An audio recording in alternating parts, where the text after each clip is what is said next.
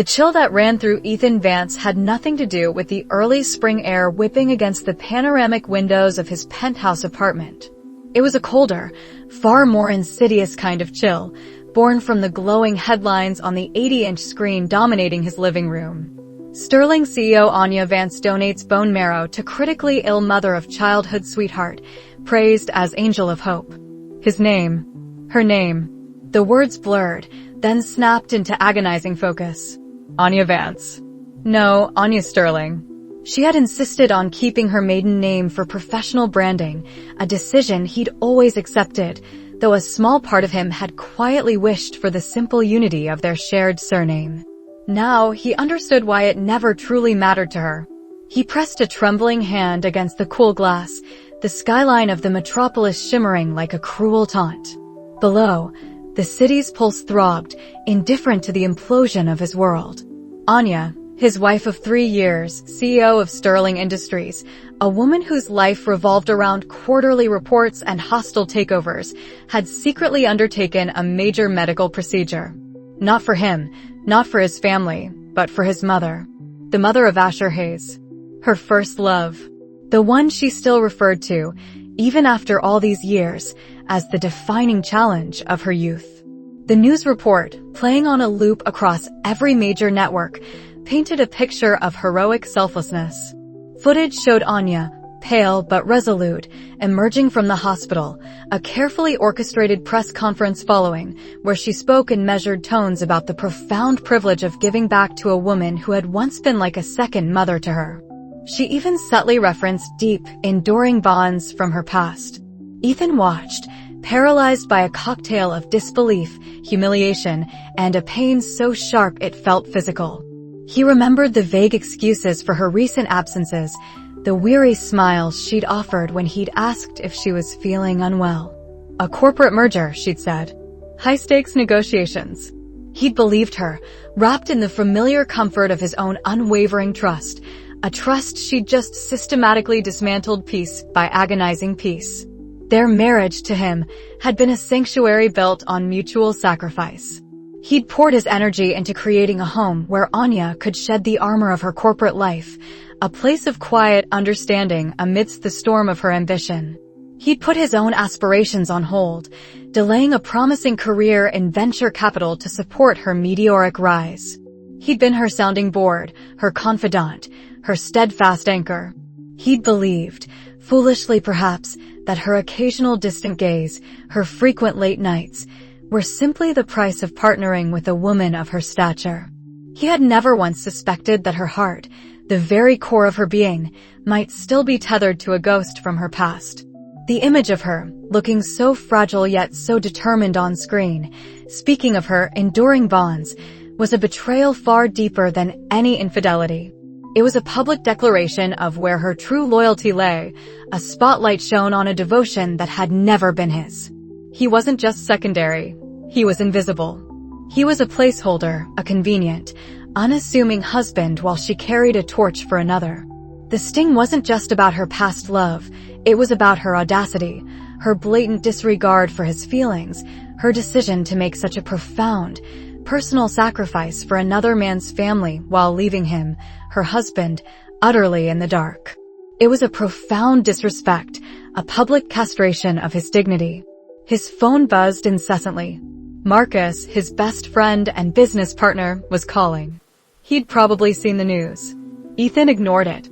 He needed a moment to breathe, to allow the fury to crystallize into something cold and unyielding. He walked to the sleek, minimalist bar in the corner, his movements stiff, almost robotic. He poured himself a glass of water, his hand shaking slightly as he brought it to his lips. No, not water. This required something stronger. He swapped it for a tumbler of amber liquid, the bite of the whiskey a welcome jolt against the numbness forming in his chest. The pain, however, wouldn't be numbed. It was a roaring fire, burning away the last vestiges of his loyalty, his patience, his foolish hope. Anya had not just broken his heart, she had shattered his self-respect, publicly, irrevocably. He had given her everything, and she had repaid him with this profound, humiliating betrayal. No more, he whispered, the words rasping in the cavernous apartment. The sound echoed back, thin and raw, but firm. Not one more second. He pulled out his phone, his fingers steady now. Marcus could wait. There was only one call he needed to make. He typed high net worth divorce lawyers, NYC, into the search bar, his jaw clenched. He scrolled past the flashy ads, looking for names, for reputations. One name kept recurring, mentioned in hushed tones in financial columns and society pages: Isabella Moretti. Known simply as Izzy to those she deemed worthy, her firm, Moretti Associates, specialized in complex marital dissolutions, particularly those involving high-profile individuals and intricate asset divisions. She was described as formidable, sharp, and utterly ruthless in protecting her clients' interests. He needed ruthless. He needed formidable. He needed someone who understood that this wasn't just about assets, it was about dignity. The next morning found Ethan in a meticulously appointed office suite overlooking Central Park. The air was hushed, the decor understated elegance. Isabella Moretti rose as he entered, her presence immediately commanding. She was everything the articles promised and more. Stunning, yes, in a sharp, tailored suit that spoke of power rather than mere fashion. Her dark hair was pulled back in a sleek, severe bun, revealing high cheekbones and eyes the color of polished obsidian. But it was her intellect, the keen intelligence glinting in those dark eyes, that truly captivated him. "Mr. Vance," she said, her voice a low, melodic alto, "thank you for coming in." He nodded, taking the chair opposite her imposing mahogany desk. "Ms. Moretti, thank you for fitting me in on such short notice." "Given the circumstances, it was necessary," she replied, her gaze unwavering. "I've seen the news reports. A difficult situation, to say the least." He found himself surprised by her directness. There was no pity in her eyes, only an acute understanding. It was exactly what he needed. "Difficult is an understatement," Ethan said, the words heavy. He recounted the facts, his voice devoid of emotion, a deliberate mask to hide the turmoil within. The discovery, the public humiliation, the years he devoted to Anya, the slow erosion of his own identity. Izzy listened, occasionally making a brief note on a legal pad.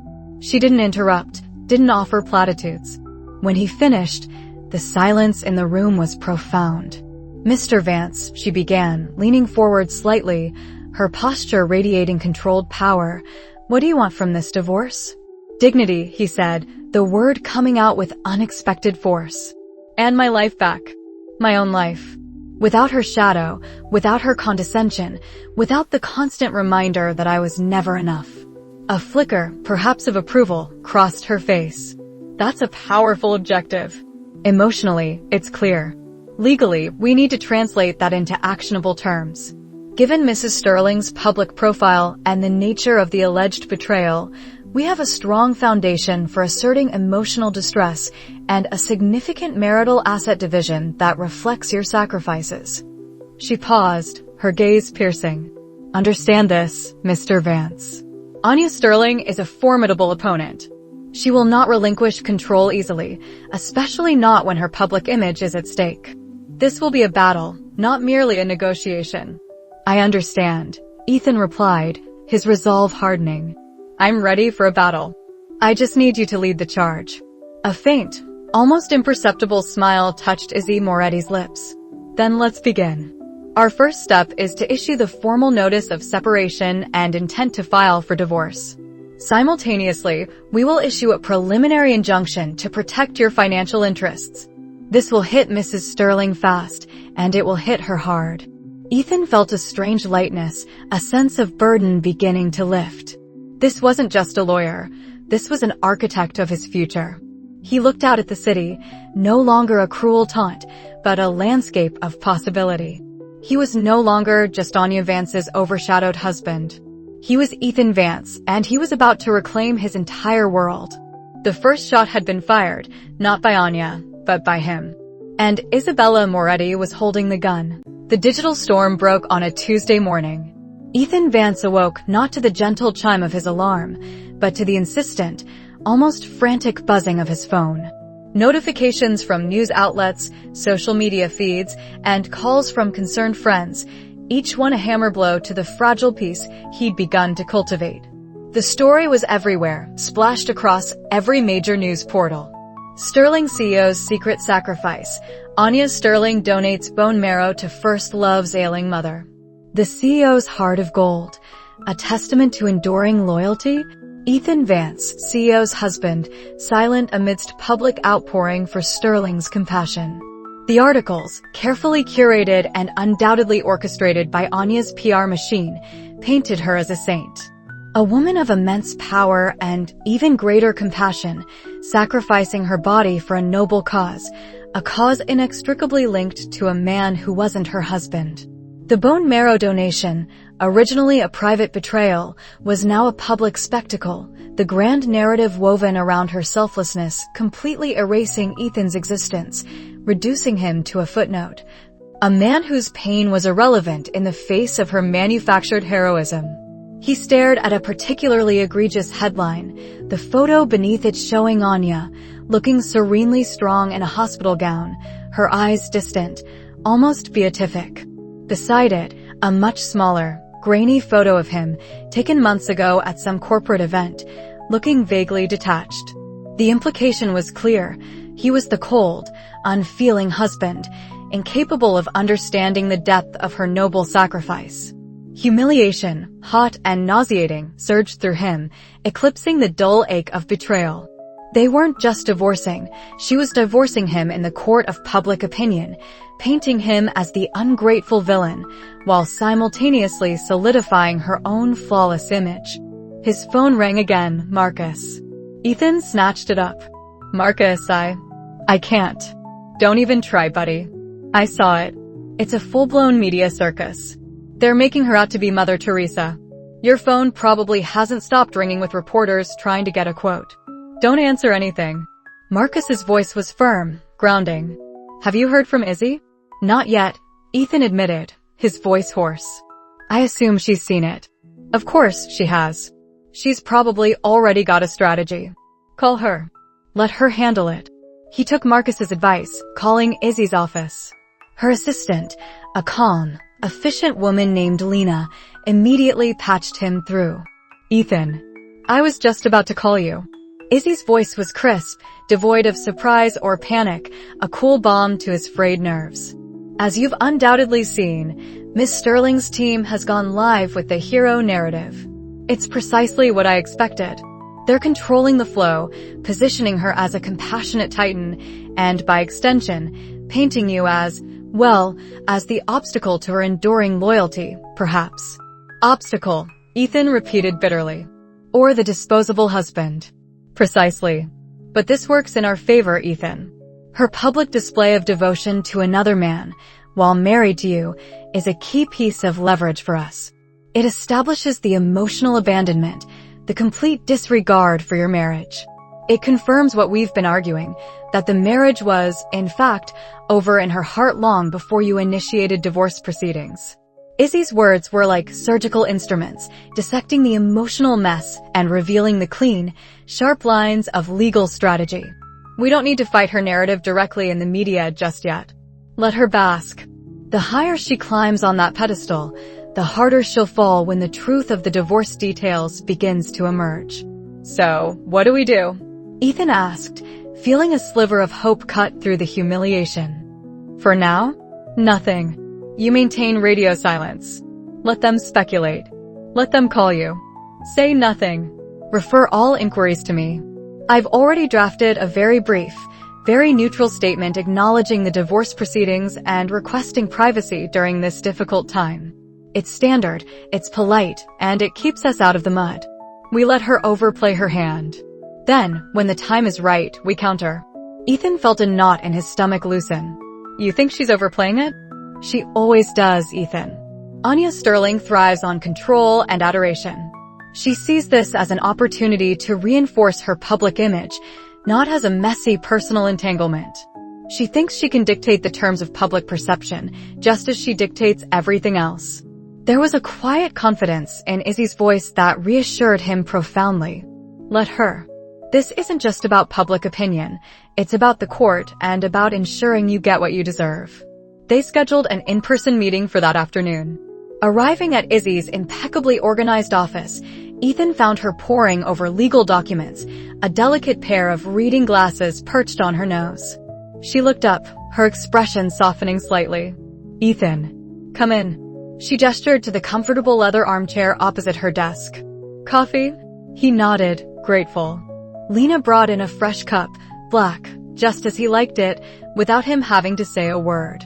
It was a small detail, but it spoke volumes about Izzy's attention to her clients and her foresight. "The media response is exactly as predicted," Izzy began, pushing a folder across the desk. "I've compiled a brief analysis of the major outlets, all singing her praises. Not one mention of the emotional toll on you, or the fact that this noble sacrifice directly impacts a marriage." "It's like I don't exist," Ethan said, tracing the rim of his coffee cup. "Like I was just a placeholder." Izzy leaned forward, her gaze direct and empathetic. "You are not a placeholder, Ethan. You were her husband. A devoted one, from what you've told me. And that devotion, that commitment, has value. It's what she discarded. And that, in itself, is a story the public will eventually understand, even if they aren't ready to hear it now." She spent the next hour meticulously outlining their strategy.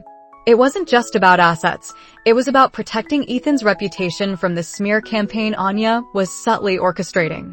Izzy spoke with a calm authority, detailing how they would counter each potential move, how they would eventually release carefully vetted information that would shift the narrative, not by tearing Anya down, but by illuminating the truth of Ethan's experience. She talked about financial disclosures, community property laws, and potential alimony considerations, but also about something more intangible, Ethan's dignity. "Your well-being is paramount, Ethan," she said, closing a file. "This isn't just a legal battle, it's a battle for your self-worth. And we will win it." Her words resonated deeply. He had spent so long feeling secondary, invisible in Anya's orbit. To have someone not only acknowledge his pain, but actively fight to restore his sense of self was profoundly moving. He found himself studying her, the sharp intelligence in her eyes, the elegant precision of her gestures, the way her hair framed her face when she was focused. There was a strength about her, but also a quiet warmth that was unexpected in someone so formidable. "Thank you, Izzy," he said, the gratitude genuine and heartfelt. "I don't know what I'd do without you." A faint, almost imperceptible smile touched her lips. "That's what I'm here for, Ethan. Now, regarding your personal security. I've arranged for a discreet firm to monitor your digital footprint and offer you some protection from the paparazzi, should they get too intrusive. For now, try to avoid your usual haunts, and if you must go out, inform my office so we can advise." The thoroughness, the foresight, the care she showed, transcended the typical client-lawyer relationship. She wasn't just representing him, she was protecting him. Over the next few days, Ethan followed Izzy's advice to the letter. He holed up in his apartment, letting calls go to voicemail, ignoring social media. Marcus was a constant source of support, checking in, bringing food, and providing much-needed distraction. "So, how's the warrior queen doing?" Marcus asked one evening, sprawled on Ethan's couch, an empty pizza box on the coffee table. Ethan chuckled, a rare sound these days. "Izzy? She's incredible, honestly. She thinks 10 steps ahead. It's like watching a chess grandmaster. And she doesn't just talk about legal strategy, she talks about my well-being. She gets it." Marcus raised an eyebrow, a knowing glint in his eye. "Sounds like more than just a lawyer." Ethan felt a flush creep up his neck. She's very good at her job. And she's very empathetic." He tried to sound casual. "She makes me feel like I actually have a fighting chance." "You do, buddy. Always did. You just needed someone to remind you how much you're worth." Marcus paused, then shifted. "Speaking of which, you've been talking about that online platform idea for years. The one for independent artists and creators? Remember how Anya always scoffed at it, called it a hobby project?" Ethan felt a familiar sting, but this time, it was quickly overshadowed by a spark of interest. "Yeah, the Artisan Hub. Why?" "Just wondering if it's still a hobby project now that you're charting your own course," Marcus said, his gaze fixed on Ethan. "Just wondering if it might be time to stop just thinking about it and start doing something about it. The idea, once a dormant seed in his mind, stirred. Anya's dismissal had always been a heavy blanket over his aspirations. But now, with the blanket gone, and the support of Marcus, and even Izzy's implicit encouragement to reclaim his life, the seed felt like it might actually sprout. Meanwhile, the public fervor surrounding Anya slowly began to shift. The initial wave of adulation, fueled by her media team, began to face scrutiny. Whispers started in online forums and less mainstream tabloids. Is the CEO's charity a calculated move? What about the husband? Is there more to the sterling divorce than meets the eye? Izzy's subtle, hands-off approach was working. By not directly engaging, they were allowing the cracks in Anya's perfect facade to appear naturally. One evening, Izzy called Ethan. Her voice, usually so composed, had a slight edge of triumph. "Ethan, remember when I said Anya would overplay her hand? Well, it seems her first love's family, emboldened by the public narrative of Anya's devotion, has decided to escalate their demands. They're not just grateful, they're now demanding she establish a multi-million-dollar foundation in the mother's name, with Anya's former love as its primary beneficiary, citing her enduring loyalty as justification. And they're not being quiet about it. It's starting to leak to the press." Ethan felt a surge of cold satisfaction. "Karma?" "Perhaps," Izzy allowed, a hint of amusement in her tone. "It exposes the transactional nature of their relationship, doesn't it? It strips away the romantic veil and reveals the opportunism beneath. And it shows the world that her devotion comes with a very hefty price tag, one they're expecting her to pay. This is a gift, Ethan. A very strategic gift." "So, what happens now?" Ethan asked, feeling a growing lightness he hadn't experienced in years. The humiliation was still there, a scar, but it no longer defined him. He was standing taller, seeing a path forward, a life free from Anya's shadow. "Now," Izzy said, her voice clear and strong, "we prepare to make our next move. We don't just divorce Anya Sterling, Ethan. We reshape the narrative, and we ensure you emerge not just free, but victorious. And I have a feeling after this, that her first love might just turn out to be her biggest regret." The city lights blurred into a shimmering river beneath them, painting the skyscraper windows with streaks of amber and violet. Ethan leaned back in the plush leather chair of Izzy's office, a comfortable silence settling between them after an hour of intense discussion regarding the finer points of asset division. The initial frost of professional formality between them had long since melted, replaced by an easy rapport that felt both natural and deeply comforting. "You know, Ethan," Izzy began, her voice a soft counterpoint to the distant city hum, "most clients wouldn't delve into the specifics of intellectual property clauses with such enthusiasm. It's refreshing." She gave him a small, genuine smile, her eyes, usually sharp with legal analysis, holding a hint of something warmer. He chuckled, a rare, unforced sound that still surprised him. "I'm trying to learn. And, honestly, it's less about the divorce and more about applying it to something new." He gestured vaguely, his gaze drifting to the panoramic view. "Anya always said I was too detail-oriented for the big picture. Maybe I just needed the right big picture." Izzy's smile widened. "Or the right mentor to help you see it." She caught his eye, a subtle spark passing between them, charged with unspoken understanding. "Tell me about this something new again. Marcus mentioned a seed of an idea, but you've been elusive." Ethan felt a surge of adrenaline, not from fear, but from genuine excitement. It was a sensation he hadn't truly felt in years, not since before Anya's world had consumed his own. "It's called Viridian Innovations," he began, his voice gaining a confident rhythm. "The core idea is a platform for sustainable luxury. Think high-end, ethically sourced materials combined with cutting-edge design and immersive digital experiences for the discerning consumer." Izzy listened, her chin resting on her hand, her expression thoughtful. "Sustainable luxury, that's a burgeoning market, ripe for disruption. And immersive digital experiences? That plays to your strength in interface design, doesn't it? I remember seeing some of your sketches from college. Anya thought they were distractions, but they were brilliant." He felt a flush of pleasure at her recall, at her discerning eye. "Exactly. We're talking about creating a narrative around each product, a transparent supply chain, and a community of conscious connoisseurs. Marcus is handling the venture capital outreach and the operational scaling. I'm focusing on the product design, the brand identity, and building the initial digital ecosystem. It's ambitious, Izzy said, then her gaze softened. But it's yours. I can see it in your eyes, Ethan. This isn't about proving anything to Anya. It's about finally building something for yourself.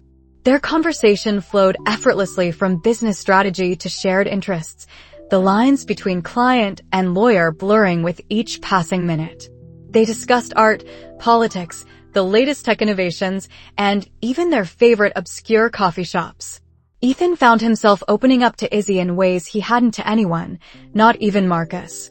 Her intelligence was captivating, her empathy disarming, and her directness refreshing. He realized he wasn't just attracted to her formidable mind, but to the warmth and genuine curiosity that lay beneath her polished exterior. When he finally stood to leave, the late hour had swallowed the entire city, and a gentle rain had begun to fall. "Thank you, Izzy," he said, lingering at the doorway. "For everything. The legal advice, the business insights. Just for listening." She rose and walked towards him, stopping just inside the threshold. "My job is to advocate for you, Ethan. In every sense of the word." Her hand briefly, almost imperceptibly, brushed his arm as she reached for the light switch. The fleeting contact sent a jolt through him, a silent acknowledgement of the undeniable current building between them. "Get some rest. We have a busy week ahead." He left her office, the city rain cool on his face, a warmth blooming in his chest that had nothing to do with the weather. He felt seen, truly seen, for the first time in a very long time. The next morning, Ethan met Marcus at a bustling industrial loft space in a revitalized district, their chosen headquarters for Viridian Innovations. The air thrummed with the energy of possibility. "All right, Vance, spill the beans," Marcus grinned, setting down a cup of overpriced artisanal coffee. "You're practically glowing. Did Izzy win you another round against Anya's legal sharks, or did something else happen?" Ethan rolled his eyes, but a genuine smile tugged at his lips. "We just had a productive meeting. She sees the potential in Viridian. Her insights on market positioning and intellectual property protection were invaluable." He deliberately sidestepped the personal undertones. Marcus clapped him on the shoulder. "Good. Because we just got word from the venture firm. They're serious. Their lead investor is highly intrigued by our sustainable luxury disruption model and wants to meet early next week." Ethan's heart pounded with a mix of excitement and trepidation. "That's fast. Are we ready?" "As ready as we'll ever be," Marcus affirmed. "We've refined the pitch deck, outlined our initial product lines, and even got a provisional patent filed, thanks to Izzy's early guidance on the legal framework. Now let's talk team. I've reached out to a few prodigies from the local tech incubator, and I think we have some strong candidates for lead designer and software architect." They spent hours mapping out strategies, sketching product concepts, and debating hiring priorities. Ethan felt a clarity of purpose he hadn't known in years. This wasn't Anya's corporate ladder. This was his own path, built from the ground up, fueled by his own vision. He was no longer a shadow, but the architect of his own future. Meanwhile, Anya Sterling sat across from Mrs. Chin, Michael's imposing mother, in a lavish, traditional tea house that reeked of old money and unspoken demands. The delicate porcelain cups and the scent of jasmine tea did little to soothe Anya's frayed nerves. Her phone had been vibrating incessantly with urgent messages from her corporate team, but she couldn't escape this meeting. "Anya, my dear," Mrs. Chin began, her voice honeyed but with an underlying steel, "we are all so incredibly grateful for your sacrifice. Michael is recovering well, thanks to you. He's truly blessed to have such a devoted friend." The word friend hung in the air, weighted with pointed expectation. "It was the least I could do, Mrs. Chin," Anya replied, maintaining her composure. "Michael is important to me." Indeed, Michael's father, a severe-looking man in a meticulously tailored suit, interjected. "And now that he is on the mend, there are certain opportunities we wish to explore for him. Given your extensive connections and influence, we hoped you might consider sponsoring Michael's new venture." Anya's perfectly sculpted eyebrow arched almost imperceptibly. "Sponsoring? Yes. A significant investment would ensure his success, of course. He has a brilliant idea for a new chain of high-end organic health cafes. He's always been so passionate about wellness. We thought, perhaps a substantial seed round from Sterling Industries, or even a personal investment from you, Anya. Mrs. Chen smiled, a predatory gleam in her eyes. It would show your continued commitment to his well-being, wouldn't it? Anya felt a cold knot tighten in her stomach. This wasn't gratitude, it was an obligation, a transaction. Her public act of generosity had been immediately capitalized upon. The financial ask was substantial, and the public perception of her denying Michael after her heroic donation would be disastrous for her carefully cultivated image. She also knew Michael's business ventures rarely succeeded without constant propping up. It was a bottomless pit of familial expectations. I'll need to review his business plan, of course, Anya said, buying time, her mind racing. And discuss it with my board. Oh, we're certain your board would understand the nuanced benefits of such a partnership, Mr. Chen said, a thinly veiled threat in his tone. Especially with the media attention your compassion has garnered. It would be a shame for that narrative to shift, wouldn't it? Anya suppressed a sigh. The costs of her decision were beginning to mount, far beyond the physical toll. She had sought to cement her place as the selfless benefactor, but instead, she had merely opened the door to a new, relentless set of demands.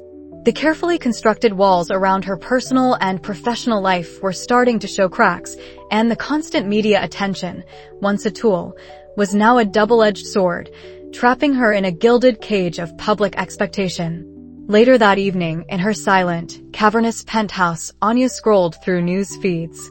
Her own carefully curated PR was being overshadowed by articles celebrating Ethan Vance's resilience and his rumored new venture. A small, blurry photo, clearly paparazzi, showed him laughing with Marcus outside a modern building, radiating an almost defiant joy. He looked free. And something else flickered in her periphery. A discreet mention in a gossip column about Ethan being seen frequently with his stunning lawyer, Isabella Moretti, always leaving her office late at night, a subtle suggestion of burgeoning romance. Anya scoffed, dismissing it as a desperate attempt for attention. Ethan and a lawyer? Ridiculous. He was just trying to provoke her. But a seed of unease, cold and persistent, had been planted. A week later, Viridian Innovations secured its initial seed funding, a testament to Ethan and Marcus's meticulous planning and unwavering conviction.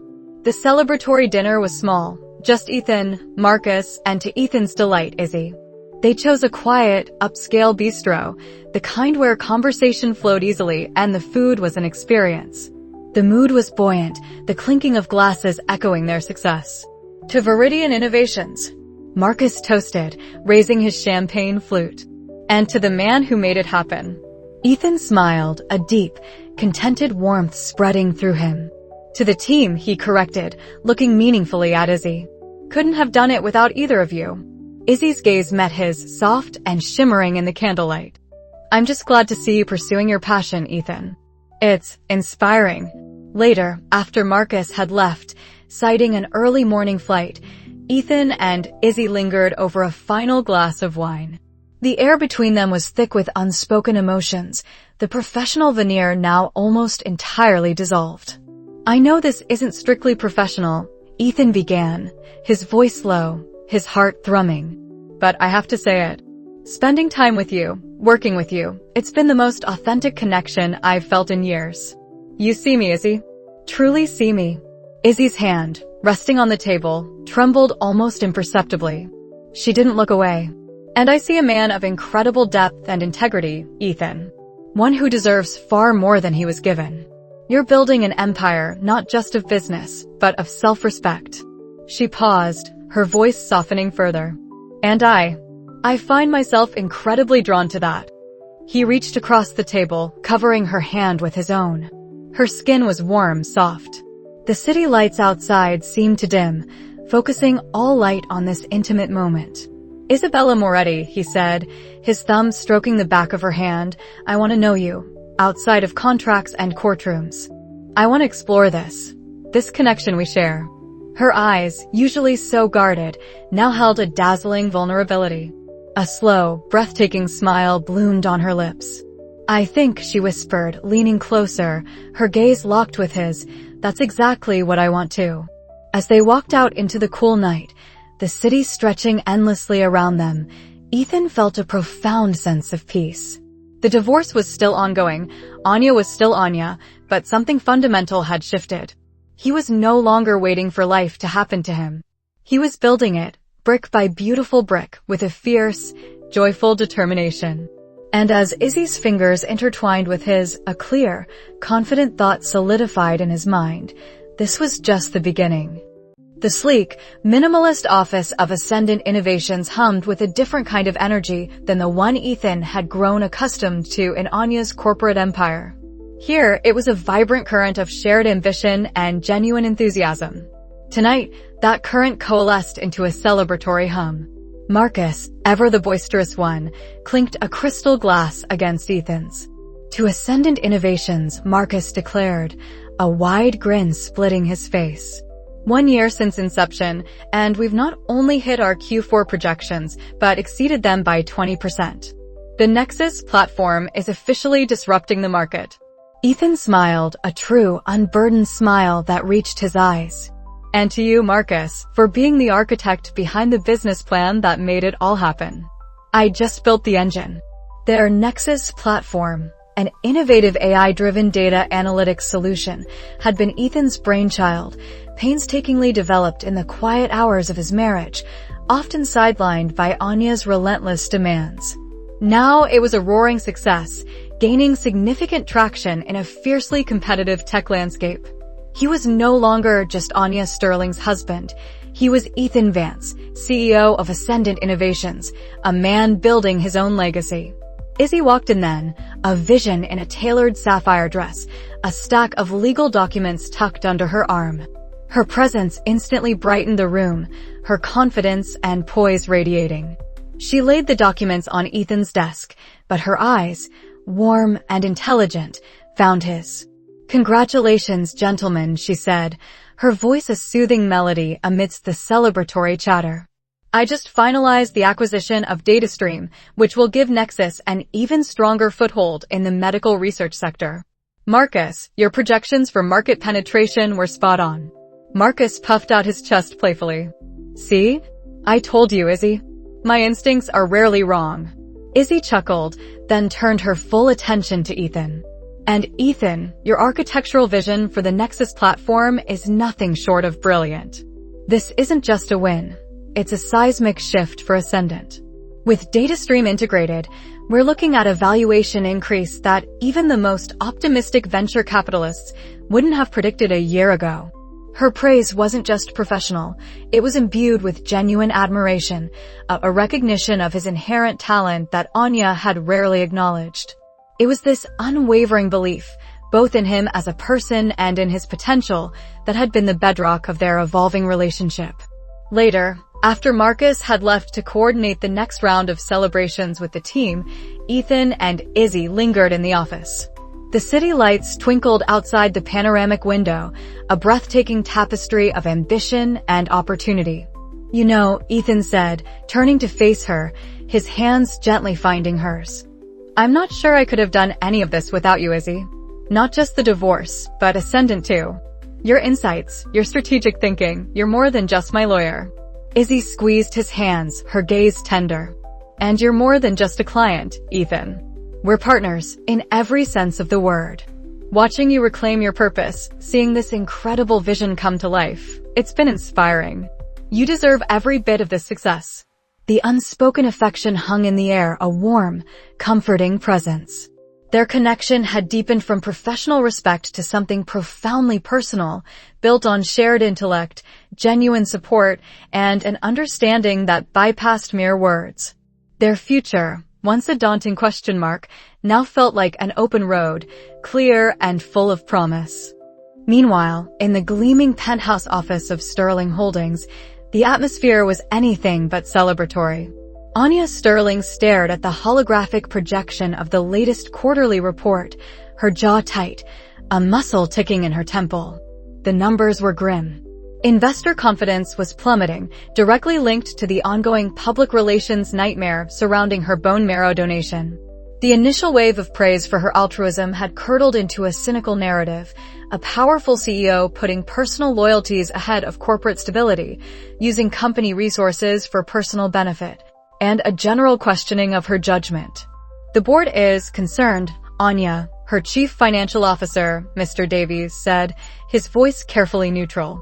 The proposed merger with Quantum Industries is hanging by a thread. Their CEO explicitly mentioned unforeseen reputational risks in our last discussion.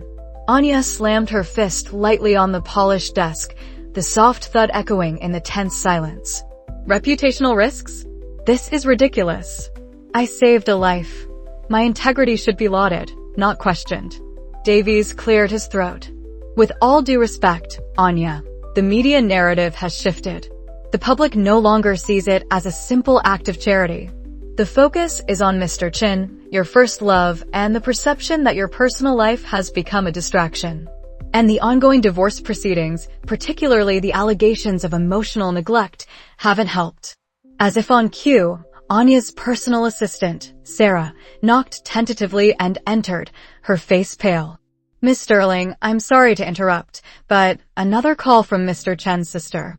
They're demanding increased funding for the Chin Family Legacy Foundation and are threatening to go public with allegations that your donation was conditional on their silence regarding your past relationship. Anya's eyes flashed with fury. Conditional? It was an act of pure altruism. They're bleeding me dry. And my past relationship? That's ancient history. But it wasn't. The Chin family, emboldened by Anya's public vulnerability, had become an incessant drain, their demands escalating from medical expenses to lavish donations to a foundation named after their patriarch, using their mother's delicate health as leverage. They reveled in the reflected glory and the subtle power they now held over the formidable Anya Sterling, twisting her past into a weapon. The phone rang again, a discreet vibration on her private line. She knew it was her mother, calling to admonish her about the latest unflattering article in High Society Weekly, another piece questioning her judgment and implying her focus was fractured. The empire her father had built was subtly, almost imperceptibly, cracking under the weight of her personal decisions. Later that evening, Anya scrolled through her news feed, a habit she couldn't shake, even as the headlines often fueled her frustration. An article from Metropolitan Business Review caught her eye, Ascendant Innovations, the quiet rise of a tech powerhouse. She paused. Ascendant Innovations. That was Ethan's company. She clicked, her fingers trembling slightly. The article detailed Ascendant's groundbreaking AI platform, its rapid growth, and its recent high-profile acquisition. But it was the accompanying photograph that made her breath catch. Ethan, standing beside Marcus Thorne, both beaming. But it was the woman beside Ethan, Izzy Moretti, who held her gaze. Izzy was radiant, her head tilted slightly as she looked up at Ethan, a soft, genuine smile on her lips. Ethan's arm was casually, possessively, around her waist, his own smile mirroring hers, but with a deeper, undeniable glow of contentment. He looked happy, truly unequivocally happy. He looked like a man who had found his place, found his stride, and found someone who truly saw him. The casual intimacy of the pose, the shared joy in their eyes, struck Anya with a force more potent than any boardroom defeat. There was no pretense, no forced smile for the cameras. This was real. This was the happiness he had sought, the respect she had unknowingly denied him, now radiating from him with a brilliance that seemed to mock her own increasingly bleak reality. A cold, hollow ache began to spread through her chest, a sensation she hadn't felt in years. She had dismissed his pain, his need for recognition, his very existence outside her orbit. She had believed he would wither without her, a shadow forever tethered to her light. Instead, he had not only blossomed, but was now shining brighter than ever, his light amplified by a woman who valued it. The image of Ethan's joyous face, free from the burdens of their past, haunted her. She saw not just his success, but his newfound peace, his vibrant confidence. He was no longer the man who waited for her, who stood in her shadow. He was a man utterly transformed, and the woman beside him was undeniably the catalyst. Anya closed her eyes, a single, unbidden tear tracing a path down her cheek. The bitter tang of regret, sharp and undeniable, had finally arrived. It was not just the corporate battles, or the demanding family of her first love, or the eroding public image. It was the stark, undeniable proof that the love she had so carelessly cast aside had found a better home, a richer soil, and was flourishing beautifully without her. The empire she meticulously built was crumbling, brick by brick, while Ethan built his own, an empire of happiness, a testament to what she had lost. And for the first time, the true weight of her choices settled upon her, heavy and suffocating. The city lights outside the penthouse suite blurred into streaks of gold and sapphire as Ethan adjusted the cufflink on his bespoke tuxedo. A nervous hum vibrated beneath his composure, a tremor he hadn't felt since standing before a judge, waiting for the final decree. But this wasn't court. This was the launch of Nexus Innovations, his brainchild, his testament to a future he'd almost given up on. And tonight, it was also his unofficial debut with Izzy. He glanced at her, her reflection shimmering beside his in the floor-to-ceiling mirror. Isabella Moretti. She stood poised, a vision in a midnight blue gown that flowed like liquid over her figure, its subtle shimmer catching the light. Her dark hair was swept up, revealing the elegant line of her neck, and a delicate silver necklace gleamed at her collarbone. She wasn't just beautiful, she radiated an inner strength, an effortless grace that both calmed and invigorated him. "Ready for the spotlight, Mr. Vance?" she asked, her voice a low, melodic murmur that always sent a pleasant shiver down his spine. She turned, her eyes, the color of warm amber, meeting his.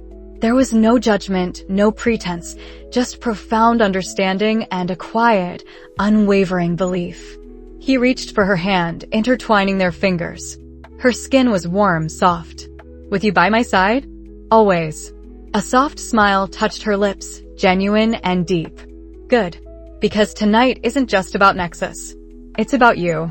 It's about everything you've built, everything you've become." The grand ballroom of the Zenith Tower glittered, a monument to the city's elite. Crystal chandeliers dripped light onto polished marble floors, reflecting the hushed murmurs and clinking glasses of hundreds of influential guests. Industry titans, venture capitalists, media moguls, they were all there, drawn by the buzz surrounding Nexus Innovations and the enigmatic resurgence of Ethan Vance. Marcus, looking dapper and brimming with his usual infectious energy, met them at the entrance. There they are, the power couple of the hour. "Ethan, Izzy, you both look incredible. The place is buzzing, man. Everyone wants a piece of you, Ethan.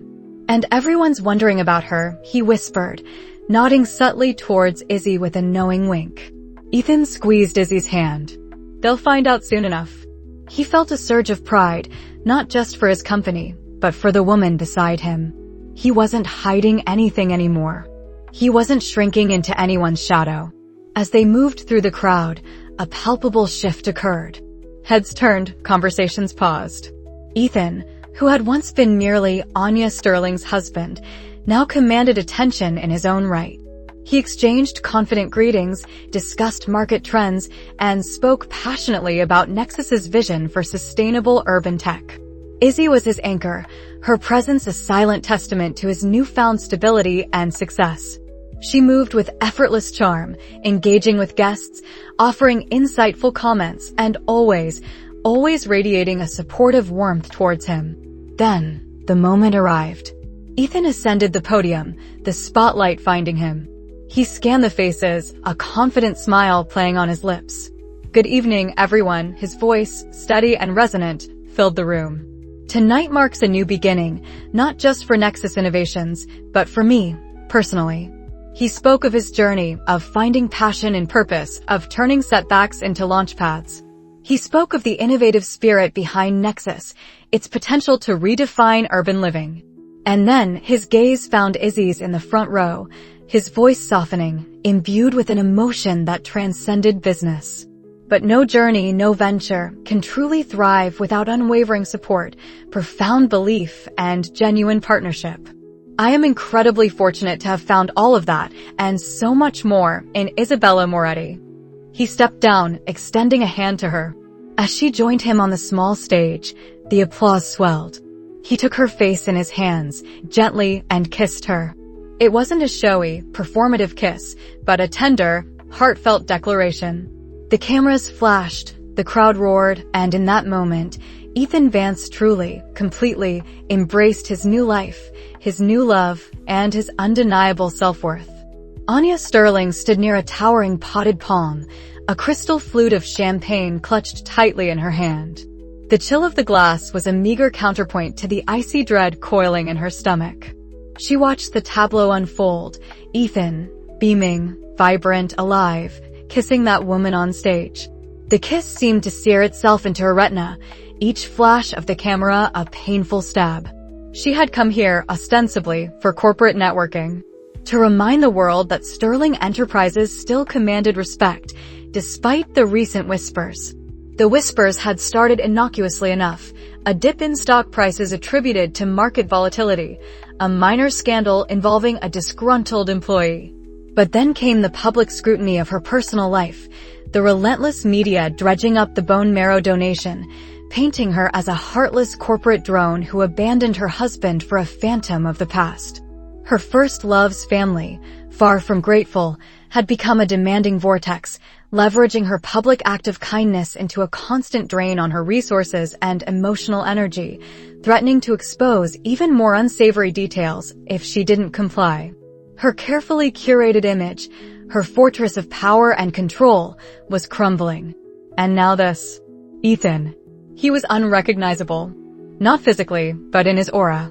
The man she had dismissed, taken for granted, whose quiet devotion she'd seen as weakness, was radiating confidence, charisma, and an almost defiant joy.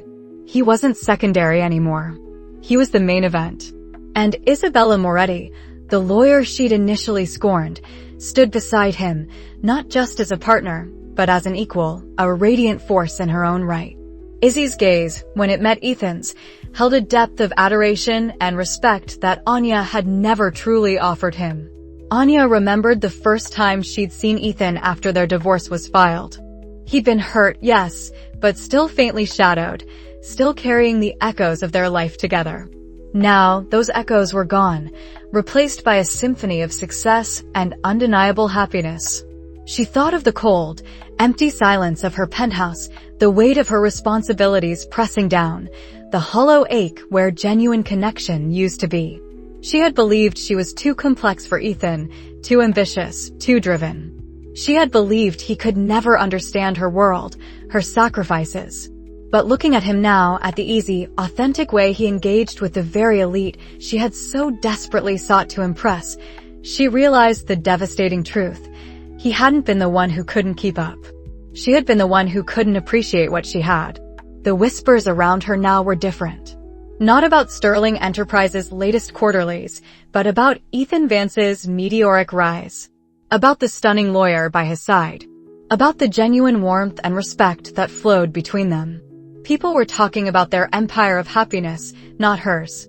Anya felt a sharp pang, a sensation more potent than any corporate setback. It wasn't just humiliation, it was a profound, suffocating regret. A realization that she hadn't merely lost a husband, she had discarded a true partner, a devoted soul, and in doing so, had forfeited her own chance at genuine happiness. The power she craved, the status she pursued, felt utterly meaningless against the backdrop of the vibrant, authentic connection Ethan and Izzy shared. She lowered her champagne glass, setting it down on a passing server's tray without a word. Her throat felt tight, her eyes stung. She had to leave. She couldn't bear another second of witnessing the life she could have had, thriving brightly, right before her eyes. Turning sharply, she moved through the crowd, a phantom amongst the revelers, the ghost of her own past mistakes clinging to her like a shroud. Each step was an admission of defeat, each retreating glance a confirmation of profound, belated regret. Hours later, the Zenith Tower party a distant hum, Ethan and Izzy stood on their own penthouse balcony, the city lights a scattered blanket beneath them. A gentle breeze rustled Izzy's hair, and Ethan wrapped an arm around her, pulling her close. "Tonight was incredible, Izzy," he murmured, his voice thick with emotion. She leaned her head on his shoulder.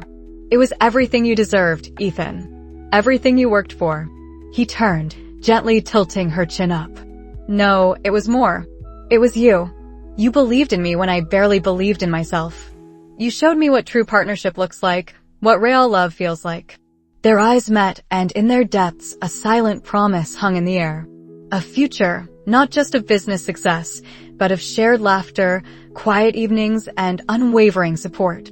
An empire of happiness built not on power or status, but on respect, understanding, and an enduring, profound love.